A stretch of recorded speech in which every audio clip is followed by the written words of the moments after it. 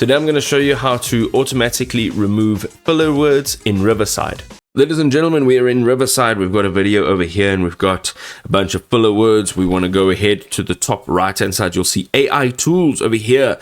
Quite simply, you'll have remove filler words. Now, if you use this drop down over here, you'll have three options. Okay, so you have the cut them out, the mute them, or use a smart mix of both. And essentially, when you open this, you'll be able to see exactly what it does.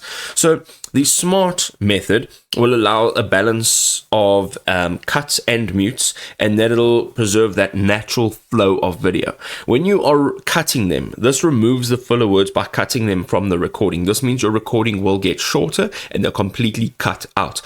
This is almost as if you are removing your pauses, so it's kind of the same thing, it's cutting them. If you're using the mute and you're not using the remove pauses, then there will literally be a silence at those filler words. So that is what will happen. So if you are wanting to remove that clip completely, use the cut. That's fantastic. And then you can just go ahead and you can change the intensity. I think that's fantastic. So over here, you'll be able to do all of that.